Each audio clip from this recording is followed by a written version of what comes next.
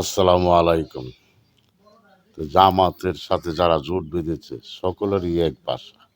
আজকে আমার কাছে এসেছে লিস্কা আমার কাজে দাঁড়াইছে বৈরবকুলিয়ার সাথে দেখতেছে আলম সাহেবের পোস্টার আমার মাথার উপরে, তারপরে বলছে সব দল তো দেখলেন, এবার আমাদেরকে দেখেন। তাদের কি ভাষা! ওদের তারেক রহমান যে বলেছিল তোমাদেরকে দেশের মানুষ এখন নতুন করে কি দেখবে, একাত্তরেই দেখেছে।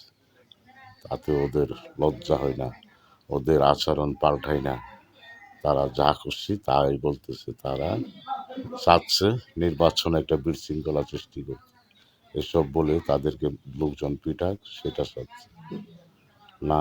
বাংলাদেশ জাতীয়তাবাদী দল এত নোংরা না, তোমাদের মতো নাফরমানদেরকে পিটায়া তাদের হাত, বাংলাদেশ জাতীয়তাবাদী দলের হাত নষ্ট করবে না।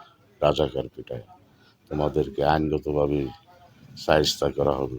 আর মাত্র কিছুদিন পর, নির্বাচনের পরই এই নব্য রাজাকারদের বিচার এই বাংলার মাটিতে হবে আইনগতভাবে। বাংলাদেশের স্বাধীনতার যুদ্ধবিরোধী তোমরা, বাংলাদেশের সংবিধান দেশ থেকে উঠিয়ে দিতে চাচ্ছ তোমরা, তোমাদের বিচার এই বাংলার মাটিতেই হবে ইনশাল্লাহ।